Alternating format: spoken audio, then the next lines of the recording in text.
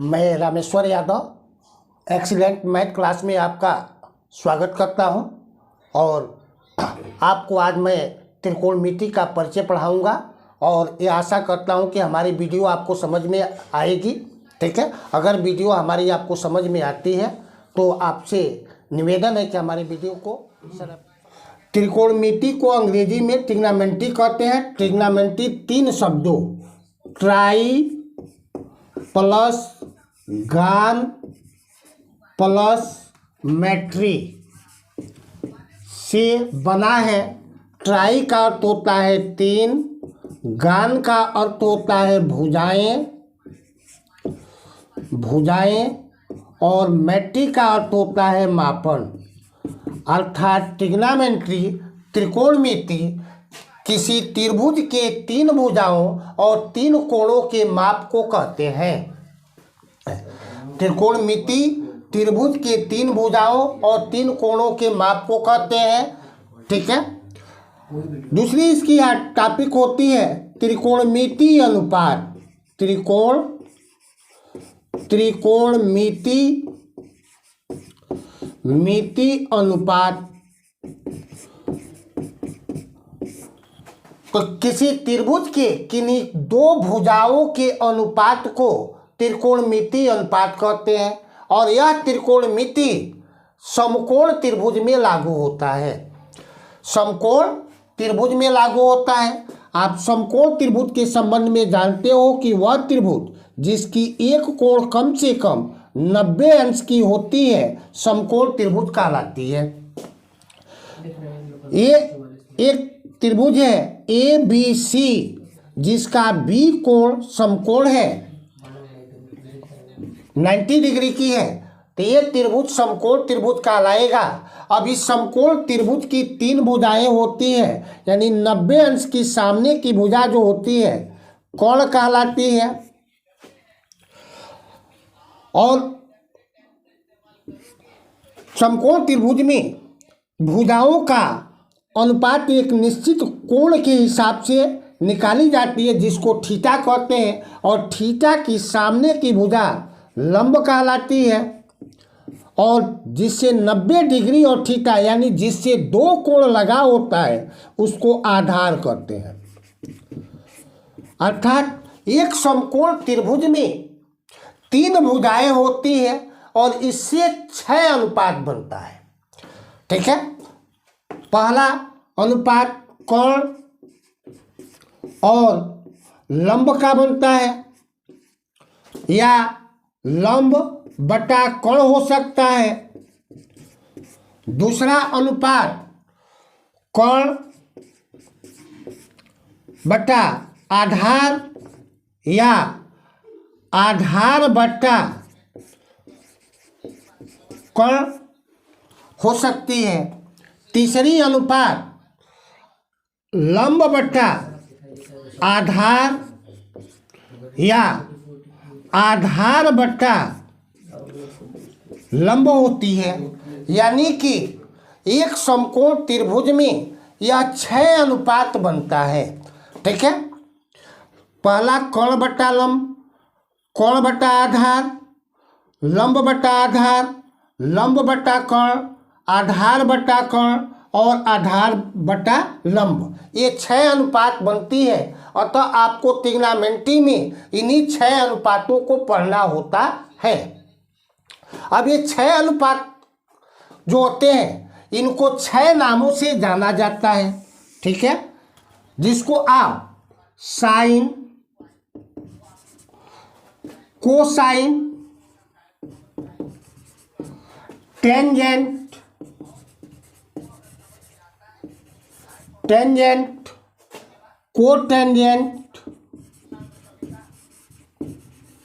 Cotangent, secant और cosecant के नाम से जानते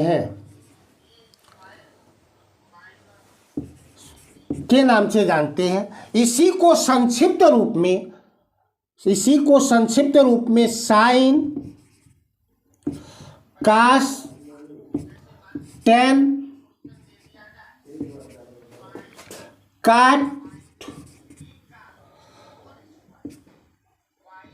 सेक तथा कोसेक के नाम से जाना जाता है। अब इसको याद रखने के लिए कैसे इसको याद करेंगे, इसके लिए एक दोहा का प्रयोग करता हूँ जिसको आप याद रखेंगे। ये दोहा है, लंबू आम लाया लाया बट्टा कहो कहाँ से आया। अब देखो बेटा, लंबू को अंग्रेजी में ऐसे लंबू लिखते हैं, आम को ऐसे आम लिखते हैं, और लाया को ऐसे लाया लिखते हैं। बट्टा कहो को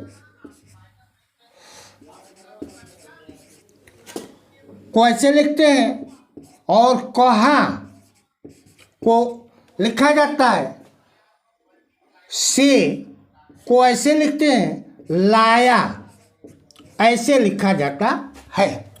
अब देखोगे, लंबू का पहला लेटर यल होता है, आम का पहला लेटर ए होता है, और लाया का पहला लेटर यल होता है।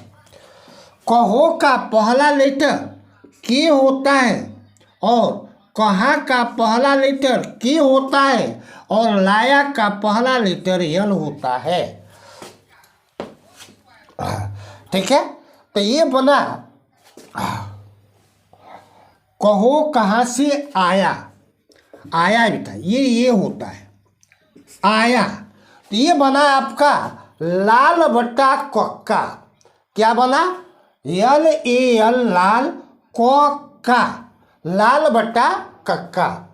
अब इसी फार्मूले को आप इस रूप से याद कर सकते। आपको फार्मूला मैंने बताया, लंबू आम लाया कहो कहाँ से आया। तो लंबू का पहला लेटर यल होता है, आम का पहला लेटर ए होती है, लाया का पहला लेटर यल होता है। तो इस तरह से ये बनता है लाल। ठीक है, कहो का पहला लेटर के होता है, कहा का पहला लेटर के होता है, आया का पहला लेटर ए होता है। तो इस तरह से बना लाल बट्टा कक्का। अब इस लाल बट्टा कक्का से हम सभी त्रिकोणमितीय अनुपातों को याद रख सकते हैं। अब देखिए, 6 त्रिकोणमितीय अनुपात होता है जिसको साइन से शुरू करते हैं, साइन। दूसरा त्रिकोणमितीय अनुपात कास होता है। तीसरा त्रिकोणमितीय अनुपात टेन होता है। चौथा त्रिकोणमितीय अनुपात काट होता है। पांचवा त्रिकोणमितीय अनुपात सेक होती है। छठवां त्रिकोणमितीय अनुपात कोसेक होता है। अब कैसे इसको याद रखेंगे? ये याद रखिएगा, जो ऊपर लिखा है साइन कास टेन, इसको याद करने के लिए हम ऊपर से नीचे की तरफ आते हैं। जैसे साइन है तो साइन को याद रखने के लिए ऊपर से नीचे, यानी इसके सामने ऊपर यल है और नीचे के है। तो यल का अर्थ होगा लंब, और के का अर्थ होता है कर्ण, अर्थात साइन का मान होता है लंब बटा कर्ण। इसी तरह से एक कास है, कास भी ऊपर है। तो इसको याद करने के लिए हम ऊपर से नीचे की तरफ आते हैं। तो ऊपर ए है और नीचे के है। इसका अर्थ होता है ए फॉर आधार, आधार, और के फॉर कर्ण। इसका मान हो जाता है आधार बटा कर्ण। उसी तरह से ऊपर 10 है, तो 10 के लिए भी हम ऊपर से नीचे ही आएंगे, यानी कि ऊपर। ठीक है, लंब, और ये फार होता है आधार, ये आधार हो जाएगी, आधार। ठीक है, इसी तरह से अब नीचे वालों को याद करना। जैसे काट है, अब काट नीचे है तो इसके लिए नीचे से ऊपर की तरफ, यानी यहाँ से शुरू करेंगे तब यहाँ जाएंगे, यानी काट की वैल्यू हो जाएगी, काट नीचे है तो नीचे ये है, नीचे से ऊपर हमको जाना है तो ये हो जाएगी A/L। कितना हो जाएगा? A/L। ये फार होता है आधार और L फार होता है लंब, तो ये हो जाएगा लंब बटा आधार। इसी तरह से ये सेक है, सेक भी नीचे है और इसके सामने है K और A, K नीचे है A ऊपर है, तो ऊपर यानी इसको नीचे से ऊपर जाएंगे तो ठीक है, ये हो जाएगा कोण बटा आधार। ठीक है, एक त्रिकोणमितीय अनुपात लास्ट आपका बचा है, वह क्या है? कोसेक। तो यहां आप लिखेंगे कोसेक, कोसेक भी नीचे है और कोसेक के सामने K और L है, तो नीचे वालों के लिए हमको नीचे से ऊपर जाना है, तो नीचे K है और ऊपर L है, तो K को ऊपर लिख देंगे और L को नीचे लिख देंगे। K फार होता है कर्ण और L फार होता है लंब, अर्थात इसका मान होता है लंब। और हमें यही ट्रिग्नोमेट्री में 6 त्रिकोणमितीय अनुपात पढ़ना होता है। बच्चों एक याद रखोगे कि नोट कि ये साइन, कास, टेन, काट, सेक, कोसेक जो भी लिखा है, इसका बिना कोण का कोई मतलब नहीं होता है। इसके साथ हमेशा ही एक कोण लगी होगी, वह कोण आपका थीटा हो सकता है, अल्फा हो सकता है, बीटा हो सकता है, गामा हो सकता है, अर्थात इसके साथ कोई ना कोई कोण जरूर लगी होगी, इसमें से कुछ जरूर आपको आया होगा।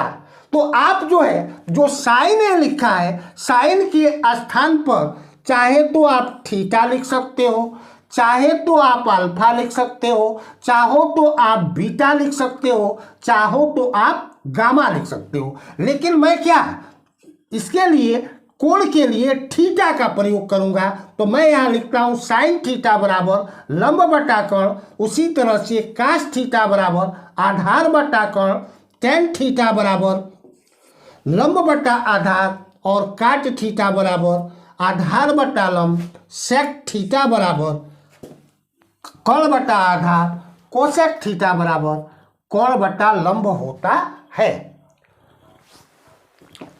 अतः यह आशा करता हूं कि यह हमारी वीडियो आपको समझ में आई होगी। ठीक है, अगर वीडियो आपको समझ में आई होगी तो चैनल को सब्सक्राइब जरूर कीजिएगा।